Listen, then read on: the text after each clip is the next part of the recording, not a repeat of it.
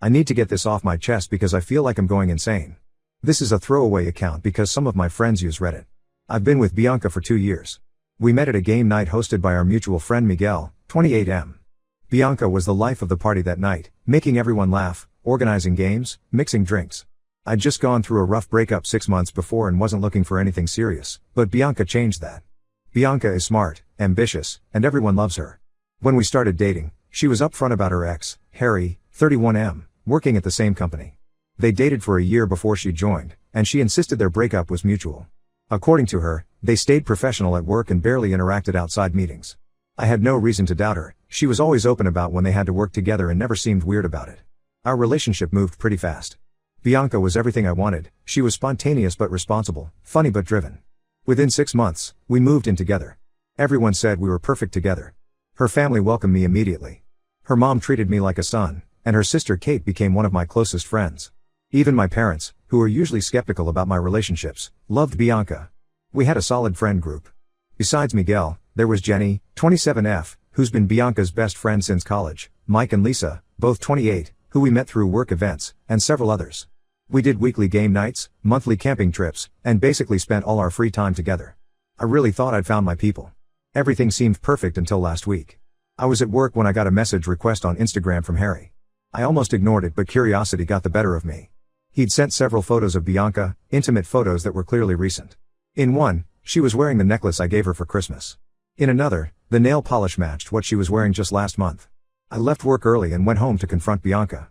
She was working from home that day. When I showed her the photos, she immediately went on the defensive. Said they were old photos from when they dated, that Harry was just trying to cause trouble. But I pointed out the necklace, the nail polish, even the new tattoo she got 6 months ago visible in one shot. She kept denying until I started packing a bag. That's when she broke. Turns out she never ended things with Harry. They'd been sleeping together this entire time, meeting at his place during lunch breaks, sneaking off during work events, even using business trips as cover for weekend getaways. She claimed it was just physical, that she really did love me but couldn't resist the excitement of sneaking around with Harry. Looking back, there were so many signs. Miguel tried warning me multiple times. He said Bianca was acting shady, disappearing during parties, being weird about her phone, getting defensive if anyone mentioned Harry. But I shut him down. I accused him of being jealous because his own relationship had just ended. Now I feel like the world's biggest idiot. What kills me is how many people knew. Mike and Lisa had seen them together at bars across town but didn't want to get involved. Jenny, who I considered a good friend, had been covering for them the whole time. Bianca would tell me she was having girls' night with Jenny when she was really with Harry. Jenny's excuse? It wasn't my relationship to interfere with. I packed enough stuff for a few weeks and went to Miguel's place. He immediately offered his spare room for as long as I need. Bianca's been blowing up my phone, calling, texting, even messaging me on LinkedIn of all places. She swears she'll cut all contact with Harry, go to couples therapy, whatever it takes. But how do you rebuild trust after 2 years of lies? Her family's reaction made everything worse. Her mom called me selfish for not hearing Bianca out. Kate, who I thought was my friend, said all couples go through rough patches and I'm throwing away something special. They act like I'm overreacting to a minor indiscretion instead of 2 years of calculated deception. I keep going through old messages and photos, seeing all the signs I missed. The work emergencies that pulled her away from date nights. The girls' trips that never showed up on Jenny's Instagram. The way she'd get defensive if I asked innocent questions about work projects with Harry. The password changes on her phone. The mysterious weekend work meetings that couldn't be rescheduled. Miguel dropped another bombshell yesterday. Apparently Harry has a girlfriend, Anna, 26F. They've been together for 8 months. She has no idea about Bianca. Miguel thinks I should tell her, says she deserves to know what kind of man she's dating. He's probably right, but right now I can barely handle my own mess. I don't know what's next. The lease on our apartment is in both our names. Most of our friends are mutual. We even adopted a cat together. Don't worry, Tony's with me at Miguel's. No way I'm leaving him with Bianca. I have to see her at group events, at the local bars we all go to, probably even at work functions since our companies sometimes collaborate. The hardest part isn't even the cheating, it's realizing our entire relationship was fake. Every time she said she loved me, every future we planned, every moment I thought was special, was she thinking of him? Was I just convenient cover for their affair? A safe backup plan? The questions keep me up at night. I'm not looking for advice really. Just needed to get this out. Maybe someone else will see the signs I missed. Wow, this blew up. Thanks for all the support. To answer some common questions, yes, I have screenshots and proof saved. No, I haven't decided about telling Anna yet. And yes, Tony, the cat, is doing fine. He's currently hogging Miguel's couch. Update 1 first, thank you everyone for the support on my last post. The comments really helped me stay strong when Bianca's family was trying to guilt me into reconciliation. A lot has happened in the past 2 weeks, and none of it is good. I took your advice and reached out to Harry's girlfriend Anna. We met at a coffee shop far from both our workplaces. I didn't want to risk Bianca or Harry showing up. Anna was exactly what you'd expect, smart, pretty, successful. She's a pediatric nurse, and honestly seemed way too good for Harry. When I showed her the messages and photos, she just sat there quietly for a long time. Then she started laughing. Not happy laughter, that horrible, broken kind that makes people stare. Turns out she wasn't surprised at all. She'd suspected something for months, but Harry had this way of twisting everything around. If she asked about late nights at work, he'd accuse her of being controlling. If she questioned work trips, he'd say she was insecure. Classic gaslighting. But what Anna told me next made me throw up in the coffee shop bathroom. Bianca and Harry's relationship never actually ended. Ever. They've been together continuously for 4 years, through multiple relationships. I was just the latest cover story. Anna had proof, years of messages, hotel receipts, photos. They had a whole system worked out. She showed me emails going back years. Fake work meetings scheduled to match their hookup times. Business trips that were actually weekend getaways. They even had a shared cloud folder full of their encounters that Anna found on Harry's laptop when she was looking for a recipe he'd promised to send her. I thought I'd hit rock bottom before, but this was worse. Every memory of the past 2 years just got rewritten. Those nights Bianca worked late? She was with him. The work conference in Miami last year? They turned it into a romantic getaway. She even skipped my sister's wedding because of food poisoning. She was actually with Harry at a beach resort. After meeting Anna, I went to confront Jenny. I needed answers from someone I used to trust. She cracked pretty quickly, the guilt had been eating at her. Bianca didn't just use Jenny's apartment for meetups, she'd been confiding in Jenny the whole time. Jenny showed me texts where Bianca bragged about fooling me, called me naive for trusting her so completely. She even joked about how she'd never have to work late again because I believed everything she said. Some of the texts made me physically sick. He actually bought that I had another work emergency lol. Harry is so much better in bed, but my name pays half the rent, so sometimes I feel bad, but honestly it's his fault for being so trusting. Jenny's excuse for keeping quiet? Bianca's been my friend since college. She said she'd end things with Harry soon. I didn't want to ruin our friendship. When I asked about our friendship, she just looked away. That told me everything I needed to know. The next day, I went to Bianca's office to return her house keys. That's when I found out someone, probably Anna, had emailed their HR department with proof they'd been using company time and resources for their affair. Both Bianca and Harry got fired on the spot. Company policy about workplace relationships is strict, and they'd violated every rule in the book. Bianca showed up at Miguel's place that night, completely hysterical. Said I'd ruined her life by exposing everything. She'd lost her job, her friends were ghosting her, and Harry was blaming her for everything. I just stood there while she screamed about how this was all my fault. Miguel finally had to threaten to call the police to get her to leave. Her family's tune changed real quick after the truth came out. Her mom called yesterday to apologize. Said she had no idea how deep the deception went. Even Kate admitted she was wrong about me overreacting. Turns out Bianca had been lying to them too, told them Harry was harassing her at work, that I was paranoid and controlling. The story she spun made me the villain. The worst part? Finding out about all the little moments that meant nothing to her. The promise ring I gave her on our first anniversary? She was wearing it in photos with Harry. The romantic playlist I made for her birthday? She played it during their hookups. Every special memory I had is tainted now. Our friend group has imploded. Mike and Lisa are trying to stay neutral, which basically means they're choosing Bianca. Miguel and a few others are firmly on my side. Jenny's been cut off by everyone. The weekly game nights are done. The camping trips are cancelled. Everything's just broken. I'm moving out of Miguel's next week. Found a small studio across town. Bianca still has stuff at our old place, but I told her she has until the end of the month to get it or it's going to Goodwill. I'm not her storage unit anymore. To the people asking for screenshots, no, I won't be sharing them. That's not the kind of revenge I want. And yes, I got tested. All clear, thankfully.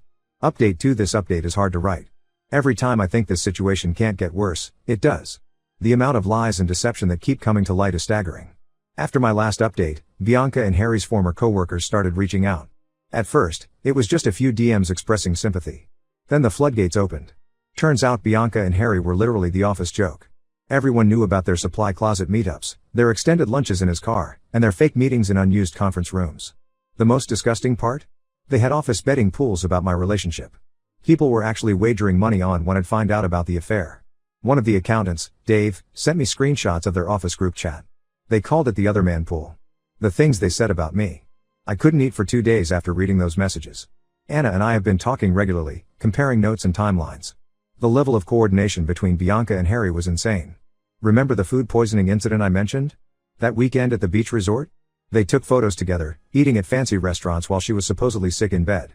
She even had Harry take photos of her looking ill in bed before she left, which she sent me throughout the weekend to keep up the lie. My birthday last year? She missed dinner with my family because of an emergency client meeting. The truth? She was meeting Harry's parents. They knew about me too. Apparently Bianca had told them I was just some guy she was seeing casually, that Harry was the one she really loved. They even helped cover for them sometimes. But the worst revelation came from Miguel. He finally told me everything. 6 months into my relationship with Bianca, he caught them together at a bar across town. They were all over each other, definitely not acting like just co-workers. When he confronted Bianca, she broke down crying. Said it was a one-time mistake, that she'd been drinking and regretted it immediately. She swore she was ending things with Harry for good. Miguel felt trapped. Bianca threatened that if he told me, she'd tell everyone he had tried to sexually harass her at the game night where we met. She knew about his recent breakup and job troubles, said no one would believe his word over hers. He's been carrying that guilt for a year and a half. I've started the process of selling our apartment. I can't stand being there anymore. Last week, I was packing up the bedroom and found a burner phone taped under Bianca's bedside table. Hundreds of messages between them, going back months. They weren't just using our bed when I was away, they were hooking up there while I was at work. I threw up right there on the bedroom floor. The final straw came yesterday. I ran into Harry at the grocery store. He had the nerve to approach me, said he wanted to apologize. Said he never meant for me to find out this way. As if there's a good way to find out your girlfriend of 2 years has been sleeping with her ex the entire time. I lost it. Decked him right there in the produce section. Not my proudest moment, but watching him fall into the Apple display was oddly satisfying. Security asked us both to leave. Worth it. Bianca's stuff is in storage now. She has until the end of the month to get it before I donate everything. She tried coming by the apartment while I was packing, but I had already changed the locks. She stood outside yelling for an hour about how I was being cruel, how I owed her the chance to explain. The neighbors called the cops. Watching her try to explain to the officers why she was harassing her ex at 11 p.m. was almost entertaining. The apartment goes on the market next week. I'm taking a loss on the sale, but I don't care. I just want out. Every room holds memories I want to forget. The kitchen where she cooked dinner while texting him. The living room where we watched movies while she was messaging him under the blanket. The balcony where I proposed future plans while she was probably planning her next meetup with him. Anna's been amazing through all this. We've become good friends. Turns out shared trauma is quite the bonding experience. She's already dating someone new, which gives me hope. Maybe someday this won't hurt so much. For now, I'm focusing on work and healing. Tony's still living his best life at Miguel's place. He's even made friends with Miguel's dog, which I never thought would happen. Funny how animals can adapt better than humans sometimes. I'll post another update if anything significant happens, but hopefully this chapter of my life is almost over. Thanks for all the awards and support. And no, I won't press charges against Harry over the grocery store incident. Some things are better left in the produce aisle. Update 3 final update, and honestly, I never thought I'd be writing this one with a smile on my face. Life has a weird way of working things out. The biggest news first, I moved to Seattle. My company offered me a transfer with a promotion, and I jumped at the chance. Miguel actually helped me find an apartment here. Turns out his cousin works in real estate in the area. It's a fresh start, away from all the memories and drama. The apartment sold quickly, thankfully.